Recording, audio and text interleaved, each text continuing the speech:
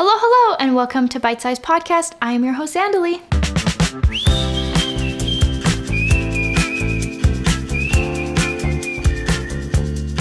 I want to start today's episode with a little laugh. I'm going to be peppering these little stories in, as I always have such fun experiences with young children that make me giggle, so I thought it would brighten your day too.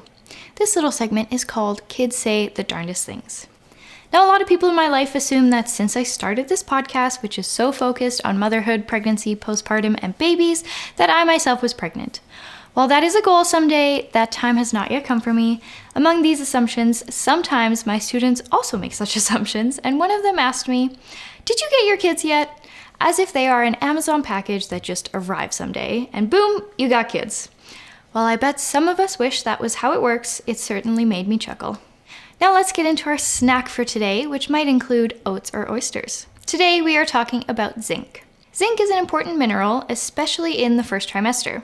It has been estimated that about 80% of women worldwide have inadequate zinc intake. Now, we have discussed on the podcast that when supplementing, there are preferred forms and some less preferred forms, and this applies to zinc as well. The ideal source of zinc would be through our diet. As with all of my recommendations, diet is number one. But our recommended daily intake of zinc is 11 milligrams. The top sources for zinc are oysters, Alaskan crab, oats, and beef. Now, I'm not sure about you, but when I think of oysters and the few times I've tried them, it just makes me gag. To me, they're a cold, wet, slimy booger like a tongue on your tongue. Disgusting. But what I don't mind are the canned oysters and, in fact, a grilled oyster. The only thing to note when buying canned is to double check the ingredients and ensure that they are canned in a preferred oil source like olive oil and not sunflower oil. Now, for my plant-based friends, you can certainly consume oats. Pumpkin seeds, heart of palm, and cabbage would also be options for you.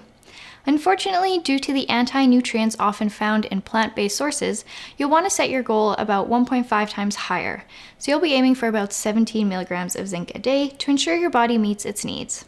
Everyone should not exceed 40 milligrams of zinc per day. Some ways to increase your zinc absorption is to soak, sprout, or ferment plant-based sources. So for cabbage, this would mean some kimchi would be a good option. For oats and pumpkin seeds and any other nuts, you'd want to soak them as well. I suggest watching some YouTube videos on this and trying a few times on small batches until you figure out how to do it. I have not tried this before, but I am not plant-based. It is on my list to try, and should I ever figure it out, I promise to make a how-to video.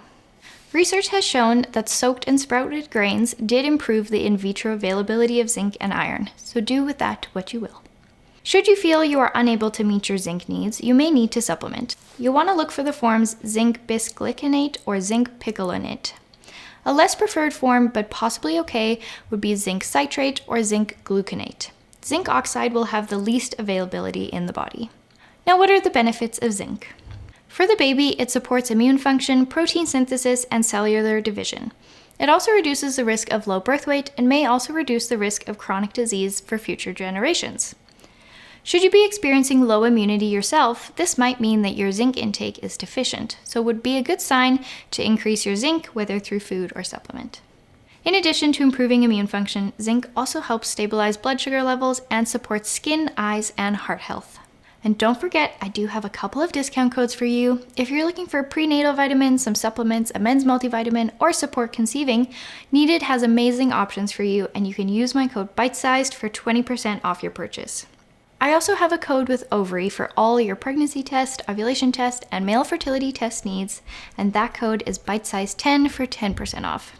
Be sure to hit that subscribe button and follow us on Instagram and TikTok, all of the places at bitesized.podcast.